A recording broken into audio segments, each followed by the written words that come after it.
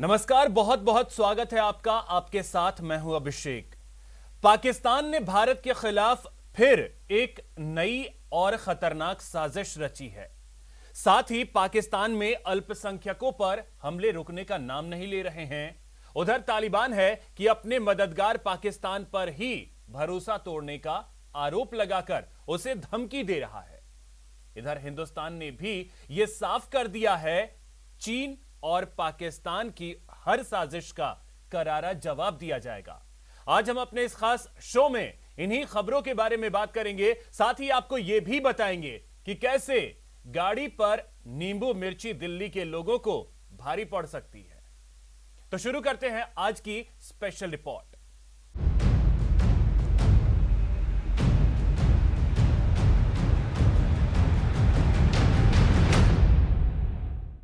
पाकिस्तान की खुफिया agency ISI ने एक बार फिर भारत पर बड़े हमले करने और भारत के बड़े बड़े प्रतिष्ठानों को निशाना बनाने के लिए गहरी साजिश रची है और इस ऑपरेशन का नाम रखा है ऑपरेशन ब्लैकआउट। इस साजिश के तहत एक सॉफ्टवेयर के जरिए एयरपोर्ट के सिस्टम को हैक करके एयर कनेक्टिविटी को तोड़ना और पावर ग्रिड को फेल करना शामिल है। पाकिस्तान की खुफिया एजेंसी आईएसआई ने मेड इन चाइना ड्रोन के बलबूते एक बार फिर गहरी साजिश रची है। इस बार आईएसआई ने कश्मीर घाटी को धमाकों की गूंज से थर्राने का खतरनाक प्लान बनाया है। पाकिस्तान की सेना के जनरल बाजवा के इशारे पर आईएसआई ने लश्कर और जैश के आतंकियों के साथ मिलकर कश्मीर घाटी की शांत फिजाओं में बम, गोली और बारूद का जहर घोलने के साथ साथ एक साजिश रची है और अपनी इस साजिश के लिए पाकिस्तान ने जरिया बनाया है मेड इन चाइना ड्रोन को। जिस प्रकार से अभी हमने 3 दिन पहले बाबर को पकड़ा और मिलिटेंट्स न्यूट्रलाइज किए जा रहे हैं, पाकिस्तान कैंप्स की खबर है, तो ये जो चीज है ये जाहिर करती है कि पाकिस्तान कश्मीर में जो अमन है उसको गड़बड़ करना चाहता है, उसमें गड़बड़ी करना चाहता है। इसी साल जून के महीने में पाकिस्तान ने चीन के बने ड्रोन की मदद से जम्मू के एयरपोर्ट पर हमला करने की नाकाम साजिश रची थी, जिसमें वो पूरी तरह नाकामयाब रहे। एक पुरानी कहावत है कि पाकिस्तान की सेना मार खाने के बाद वहां से भागकर फिर पलटकर जरूर आती है। इसी तर्ज पर एक बार फिर आईएसआई ने भारत के एयरपोर्ट को अपने निशाने पर लेने की साजिश रची है। भारत के एयरपोर्ट्स पाकिस्तान की खुफिया एजेंसी आईएसआई के सबसे प्रमुख निशानों में से एक है। सूत्रों से पता चला है कि नई साजिश के तहत आतंकी हवाई अड्डों को निशाना बनाकर एयर कनेक्टिविटी को बाधित करना चाहते हैं। इसके लिए बाकायदा हैकिंग सॉफ्टवेयर भी तैयार करवाया गया है, जिसे पेन ड्राइव की मदद से कहीं से भी ऑपरेट किया जा सकता है। पाकिस्तान के इरादे नापाक हैं, क्योंकि आईएसआई ने ब्लैकआउट की साजिश रची है। बिजली आपूर्ति को बाधित करने की साजिश का जिक्र भी इस खुफिया रिपोर्ट में किया गया है। इस साजिश में आईएसआई ने कश्मीरी नौजवानों को शामिल किया है ताकि सुरक्षा एजेंसियों को शक न हो। पाकिस्तान में ट्रेंड आतंकियों को ऑर्डिनेंस फैक्ट्री, वेयरहाउस, टेक्सटाइल कंपनियों को निशाना बनाने के लिए भी तैयार किया गया है। खुफिया एजेंसियों को इस बात का पता चला है कि पाकिस्तान ने एक ऐसा सॉफ्टवेयर तैयार किया है जिसके जरिए वो भारत के भीतर एयरपोर्ट और पावर ग्रिड सहित कई अन्य महत्वपूर्ण संस्थानों के कंप्यूटर में घुस सके, उनको हैक कर सके और उसके बाद उनको नष्ट कर सके। इस सॉफ्टवेयर के बारे में बस यही जानकारी हाथ लगी है कि ये पेन ड्राइव में आसानी से किसी भी जगह पर ले जाई जा सकती है। आईएसआई के इस नए साजिश के खुलासे के बाद सुरक्षा एजेंसियां चौकस हो गई हैं। तो मुझे लगता नहीं कि मिलिटेंट्स के अंदर इतनी कैपेबिलिटी होगी कि वो इस तरह का सॉफ्टवेयर को हैंडल कर सकें। दूसरा, इसके लिए बहुत ट्रेनिंग चाहिए, बहुत इक्विपमेंट चाहिए। यह मुझे ऐसे लगता है ये जिसको कहते हैं साइकोलॉजिकल वॉरफेयर है कि मिलिटेंट्स के पास ऐसे ऐसे हथियार आ रहे हैं, ऐसी ऐसी चीजें आ रही हैं जिससे भारत की एयर को भी रोका जा सकता है। ये ज्यादातर प्रोपेगेंडा लग रहा है। अलग अलग जांच एजेंसियों और खुफिया विभाग की इंटेलिजेंस शेयरिंग की रिपोर्ट के मुताबिक भारत के युवाओं को भटकाकर उन्हें आतंकी बनाने में भी पाकिस्तानी एजेंसी का बड़ा हाथ है। आईएसआई ऐसे लड़ाकों को लॉजिस्टिक सपोर्ट मुहैया करा रही है, जिससे हिंदू देवी देवताओं के मंदिर और धार्मिक आयोजनों को निशाना बनाया जा सके। खुफिया रिपोर्ट से पता चलता है कि भीड़ भाड़ वाले बड़े पुल भी खास निशाने पर हो सकते हैं। काफी बड़े बड़े त्योहार हैं, दशहरा है, नवरात्रि है, फिर दिवाली नवंबर के पहले हफ्ते में आ रही है।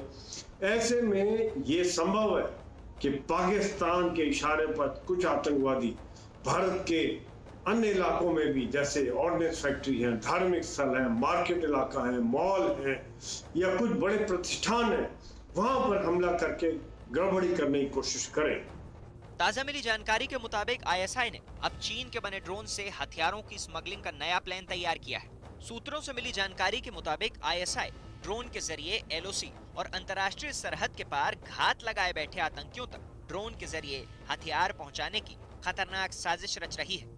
तो ये खबरें हैं कि वो ड्रोन का इस्तेमाल करके यहाँ पर हथियार और एम्यूनिशन ड्रॉप करेंगे, जिससे जो उनके ओवरग्राउंड वर्कर लेकर फिर मिलिटेंट्स को सप्लाई करेंगे या मिलिटेंट्स को डायरेक्ट मिल जाएंगे।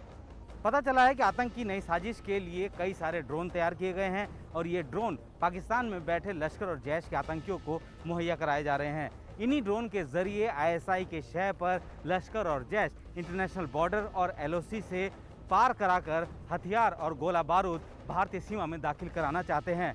लेकिन कुछ समय पहले ही पाकिस्तान की तरफ से एक साजिश ड्रोन के जरिए रची गई थी, जो कि नाकाम हुई थी और उसके बाद एक बार फिर से पाकिस्तान इस तरीके की साजिश के साथ सामने आ रहा है। रिपोर्ट में बताया गया है कि पुलिस के जवान भी आईएसआई के रडार पर हैं, जिनके जरिए वो भारत में दंगे भड़काने की प्लानिंग कर रही है। ऐसे में सुरक्षा एजेंसियों ने एयर ट्रैफिक कंट्रोल को अलर्ट कर दिया है। साथ ही एटीसी समेत एयरपोर्ट पर काम करने वाले सभी विभाग कर्मियों की पूरी जानकारी जुटाई जा रही है, ताकि इस साजिश को भी नाकाम किया जा सके। पाकिस्तान के पेशावर में एक जाने माने सिख हकीम की उनके ही क्लिनिक में गोली मारकर हत्या कर दी गई और हमलावर मौके से फरार भी हो गया। पाकिस्तान में अल्पसंख्यकों पर लगातार जानलेवा हमले हो रहे हैं और वहां इमरान खान की हुकूमत कानों में तेल डालकर सो रही है। पाकिस्तान में अल्पसंख्यकों के साथ होने वाले जुल्म सितम और इमरान खान के निजाम की पूरी हकीकत बयां करने के लिए सामने आई है ये तस्वीर। ये सरदार सतनाम सिंह की तस्वीर है, जिन्हें पेशावर में आतंकियों ने गोली से उड़ा दिया, और वो भी इनके क्लिनिक में घुसकर। पूरी दुनिया जानती है कि पाकिस्तान में अल्पसंख्यकों के साथ क्या क्या होता है। जबरन धर्म परिवर्तन और उनकी बहू बेटियों को उठाकर जबरन निकाह करा देना, ये तो आम बात है ही। लेकिन अब पाकिस्तान में सिख समुदाय के साथ कट्टरपंथी कहर डारे हैं। जिस तरह नामी हकीम सतनाम सिंह को उनके क्लिनिक में घुसकर गोली से उड़ा दिया, उससे साफ जाहिर है कि पाकिस्तान की हुकूमत ही अब उनकी रक्षा करना नहीं चाहती।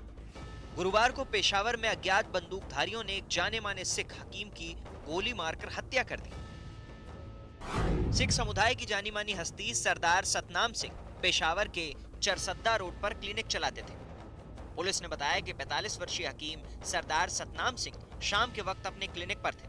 तभी हथियारबंद हमलावर उनके केबिन में घुस गए और ताबड़तोड़ गोलियां चला दी। बकौल पुलिस सरदार सतनाम सिंह को 4 गोलियां लगी। हालांकि एक्सप्रेस ट्रिब्यून अखबार ने खबर दी है कि सरदार सतनाम सिंह को घायल अवस्था में खैबर पख्तूनख्वा प्रांत की राजधानी के लेडी रीडिंग अस्पताल में ले जाया गया, मगर तब तक उनकी मौत हो चुकी थी। इस बीच हमलावर मौके से फरार होने में कामयाब रहे। कल पाकिस्तान में एक बहुत ही दिल दहला देने वाली दहशत वाली घटना सामने आई, जब सरदार सतनाम सिंह जी हकीम, जिनको पेशावर में 4 गोलियां मारकर जिनका कत्लेआम कर दिया गया।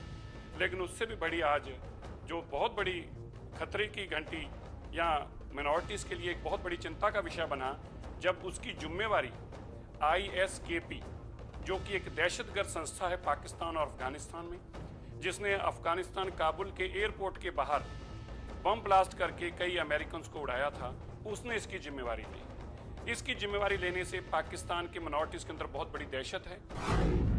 20 साल से पेशावर में रह रहे सतनाम सिंह एक दिन पहले ही हासन अब्दाल से वापस पेशावर पहुंचे थे। पेशावर में करीब 15,000 सिख रहते हैं, जिनमें अधिकतर कारोबार करते हैं और कुछ फार्मेसी चलाते हैं। दावा किया जा रहा है कि पाकिस्तान में पनाह लिए बैठा आतंकी संगठन ISKP यानी इस्लामिक स्टेट का खुरासान गुट ने इस हत्या की जिम्मेदारी ली है। हिंदुओं, सिख और ईसाई समुदाय के लोगों को सरेआम गोली मारने की घटनाएं पाकिस्तान में अब आम हो चुकी हैं। अब बात तालिबान की। पाकिस्तान ने जिस तालिबान को मजबूत करने का काम किया, अब वही तालिबान पाकिस्तान को धमकी दे रहा है। तालिबान की नींव रखने वाले मुल्ला अब्दुल सलाम ज़ईफ ने पाकिस्तान को धोखेबाज करार दिया है। आपको यकीन नहीं होगा, तालिबान के इस नेता ने पाकिस्तान से ज्यादा भारत को तवज्जो देने की बात कही है। तालिबान के इस रवैये से आईएसआई के दफ्तर में हड़कंप मच गया, जबकि मुल्ला अब्दुल सलाम ज़ईफ की बातों से ऐसा लगता है कि वो अफगानिस्तान की सरकार में इमरान खान की दखलंदाजी से नाराज हैं।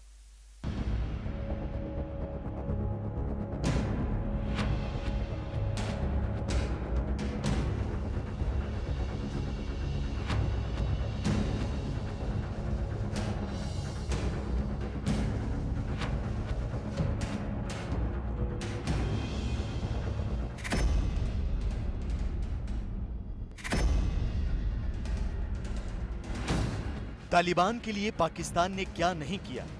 अमेरिका की पीठ में छुरा घोंपा, चोरी छिपे उनकी मदद की, अफगान आर्मी से लड़ने के लिए हथियार मुहैया कराए, अपने सैनिकों को तालिबान की ओर से लड़ने के लिए अफगानिस्तान भेजा और महज कुछ महीनों में ही तालिबान को अफगानिस्तान का सिरमौर बनवा दिया। आज तक पाकिस्तान तालिबान की वकालत कर रहा है। तालिबान को अंतर्राष्ट्रीय मान्यता दिलाने के लिए संयुक्त राष्ट्र तक में नए नए पैंतरे आजमा रहा है। There is only one way to go. We must strengthen this current government, stabilize it for the sake of the people of Afghanistan. What have the Taliban promised? They will respect human rights. They will have an inclusive government. They will not allow this soil to be used by terrorists. And they have given amnesty. Now, if the world community incentivizes them, encourages them to walk this talk, it will be a win-win situation for everyone. Pakistan अपने फायदे के लिए ही सही, लेकिन तालिबान की खुशामद में कोई core कसर नहीं छोड़ रहा, जबकि तालिबान का पाकिस्तान से शायद मोह भंग होने लगा है। आपको यकीन नहीं होगा, लेकिन तालिबान के नेता अब पाकिस्तान की खुलकर मुखालफत करने लगे हैं।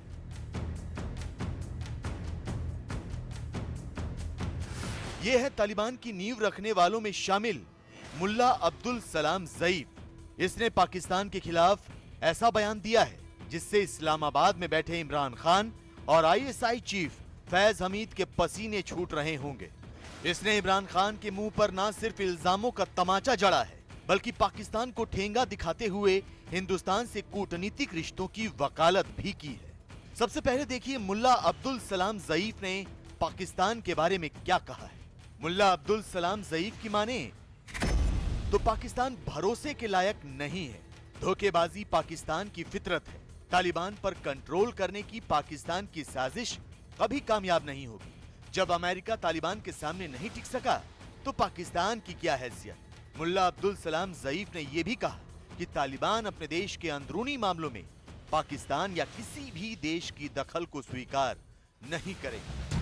जब तालिबान की नींव रखने वाला मुल्ला अब्दुल सलाम ज़ईफ ही इस तरह खुलेआम पाकिस्तान की बेइज्जती कर रहा है, तो अंदाजा लगाया जा सकता है कि तालिबान के अंदर कितने नेता होंगे, कितने आतंकी होंगे जो पाकिस्तान की साजिशों से नाराज होंगे। तालिबान के नेता अब्दुल सलाम ने जो पाकिस्तान के लिए एक तरह से संदेश दिया है, वो मुझे लगता है तालिबान का शुरू से एटीट्यूड सेम रहा होगा और इस एटीट्यूड पर वो ज़रूर काम करेंगे कि पाकिस्तान जो कुछ चाह रहा है अफगानिस्तान में डिस्टेबलाइज करना, जिस तरीके का वहाँ पर गवर्नमेंट के बीच में इंटरफेरेंस करना, टेररिज्म को बढ़ावा देना, उसमें तालिबान का सबसे बड़ा घाटा है क्योंकि उनका नाम इन्वॉल्व है, और साथ ही साथ अफगानिस्तान का और बड़ा घाटा है क्योंकि वो कंट्री इन्वॉल्व है। अभी कुछ दिनों पहले एक वीडियो सामने आया था जिसमें तोरखम गेट पर सामान से लदे पाकिस्तान के ट्रक को तालिबानी आतंकियों ने सिर्फ इसलिए रोक दिया क्योंकि उस पर पाकिस्तान का झंडा लगा था। यही नहीं, तालिबान के आतंकियों ने इस झंडे को ट्रक से उतारा और पाकिस्तान के खिलाफ नारे भी लगाए। मतलब साफ है, पाकिस्तान की चालबाजियों से तालिबान अच्छी तरह वाकिफ है और सत्ता हासिल करने के बाद अब वो पाकिस्तान से किनारा करना चाहते हैं। लेकिन हैरानी की बात यह है कि पाकिस्तान समर्थक हक्कानी नेटवर्क की मौजूदगी के बावजूद तालिबान भारत से अच्छे रिश्ते भी बनाना चाहते हैं। तालिबानी नेता मुल्ला अब्दुल सलाम ज़ईफ ने कहा है कि तालिबान भारत के साथ कूटनीतिक संबंध स्थापित करना चाहते हैं। मुल्ला अब्दुल सलाम ज़ईफ ने तालिबान की ओर से दोबारा ये आश्वासन भी दिया कि भारत के खिलाफ अफगानिस्तान की जमीन का इस्तेमाल नहीं होगा। तालिबान भारत जैसे पड़ोसी मुल्क के साथ दोस्ताना रिश्तों की पैरवी करते हैं। मुझे लगता है कि तालिबान ये रियलाइज जरूर करता होगा कि अगर भारत का साथ लिया तो एक स्ट्रेटेजिक विन इंटरनेशनल डिप्लोमेसी में ये भी होगी कि अगर वो भारत जैसे कंट्री का फेवरेबल वोट ले लेता है कि यस वो इंडिया उनकी गवर्नमेंट को रिकॉग्नाइज कर लेती है, तो ये अपने आप में बहुत बड़ी अचीवमेंट होगी, क्योंकि एक बार इंडिया जब कोई चीज़ फॉलो करता है उसके पीछे काफ़ी देश हैं जो इसको देखते हुए मान्यता जरूर देंगे। तालिबान के दिमाग में क्या चल रहा है ये तो वक्त ही बताएगा, लेकिन इन चंद महीनों में ये तो साबित हो चुका है कि पाकिस्तान के लिए तालिबान की दोस्ती किसी मुसीबत से कम नहीं। फिर चाहे वो तालिबान का दोहरा रवैया हो, भारत से संबंध सुधारने की बात हो, या फिर पाकिस्तान में तालिबान का खूनी जिहाद। आंकड़े इस बात की तस्दीक करते हैं कि तालिबान नाम के जिस तीर से पाकिस्तान भारत को जख्मी करना चाहता था, अब वही तीर उसके लोगों का खून बहा रहा है। साउथ एशिया टेररिस्ट पोर्टल के आंकड़ों के मुताबिक अमेरिकी सेना के अफगानिस्तान छोड़ने के बाद पाकिस्तान में आतंकवादी हमले 4 साल के उच्चतम स्तर पर पहुंच गए हैं। पाकिस्तान में इस साल अगस्त के महीने में कम से कम 35 आतंकवादी हमले हुए हैं। इनमें 52 से अधिक लोगों की मौत भी हुई है। ये आंकड़ा फरवरी 2017 के बाद से सबसे ज्यादा है। तो गौर करने वाली बात यह है कि इनमें से ज्यादातर हमलों के लिए टीटीपी यानी तहरीक तालिबान पाकिस्तान को जिम्मेदार ठहराया गया है। टीटीपी तालिबान का ही एक विंग है जो पाकिस्तान में काम करता है। रक्षा जानकारों ने चेतावनी दी है कि अफगानिस्तान में तालिबान राज और वहां जारी अस्थिरता पाकिस्तान के लिए बड़ा खतरा बन सकती है। लेकिन इस सब के बावजूद इमरान खान नियाजी कबूतर की तरह आंखें बंद किए तालिबान प्रेम का इजहार कर रहे हैं। इमरान खान तालिबान के लिए बैटिंग कर रहे हैं, जबकि तालिबान उन्हीं की गिल्लियां बिखेरने की तैयारी में है। अब बात पाकिस्तान की साजिश और उसके दोस्त चीन की धोखेबाजी पर भारत के कड़े रुख की। पूर्वी लद्दाख के दौरे पर गए आर्मी चीफ एमएम नरवणे ने घुसपैठ को लेकर पाकिस्तान पर हमला बोला है। साथ ही उन्होंने सीमा विवाद मामले में चीन को चेतावनी भी दी है। आर्मी चीफ ने कहा है कि भारत किसी भी स्थिति से निपटने के लिए पूरी तरह से तैयार है।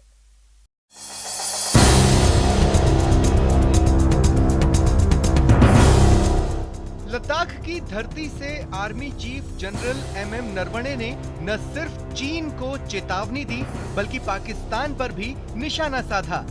आर्मी चीफ ने कहा कि पाकिस्तान आतंकी घुसपैठ कराने की कोशिश में लगा रहता है और ये वहां की सेना की मदद के बिना संभव नहीं है। We have conveyed through hotline messages and through the DGMO level talks that take place every week that this does not augur well for the understanding that we have, and they should not give support to any such activities, and especially not to any terror related activities which are obviously cannot take place unless they have the support of the Pakistani army. बता दें, जून जुलाई के बाद से घुसपैठ की घटनाओं में तेजी आई है। आतंकियों की मदद के लिए पाकिस्तानी सेना सीज फायर का उल्लंघन भी करती है। अभी हाल ही में घुसपैठ की एक कोशिश सेना ने नाकाम की थी और सीमा में घुस आए एक आतंकी को पकड़ने में कामयाबी हासिल की थी। उसमें भी सीधे सीधे पाकिस्तानी सेना की मिलीभगत नजर आई। जनरल नरवणे ने घुसपैठ को लेकर पाकिस्तान को आईना तो दिखाया ही, साथ ही चीन के साथ सीमा पर जारी तनाव की स्थिति को लेकर चिंता भी जताई। The Chinese have deployed in considerable numbers all across eastern Ladakh, and not only in eastern Ladakh but all across the northern front, right up to our eastern command also. So definitely there has been an increase in their deployment in the forward areas, which remains of course a matter of concern for us. हालांकि यहाँ army chief ने कहा कि भारत की सेना किसी भी स्थिति से निपटने के लिए पूरी तरह से तैयार है। But we are regularly monitoring all their movements, and based on whatever inputs we get, we are also carrying out matching developments both in infrastructure as well in terms of the troops that are needed to counter any threat. So we are, I think, at the moment quite well poised to meet any eventuality. Army chief ने बताया कि सीमा पर स्थिति अभी नियंत्रण में है। उन्होंने चीन से जारी सीमा विवाद भी जल्द सुलझ जाने की उम्मीद जताई। Bureau report, News 18 network.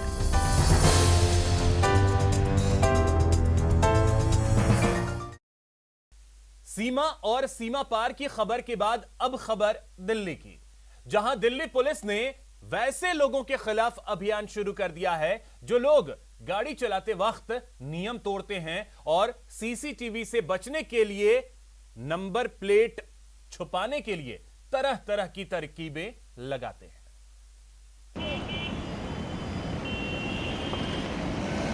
गाड़ियों की नंबर प्लेट पर लटके नींबू मिर्ची और काले धागे लोगों की गाड़ियों को बुरी नजर से बचा पाएं या ना बचा पाएं, लेकिन दिल्ली पुलिस की नजर से नहीं बचा पाएंगे।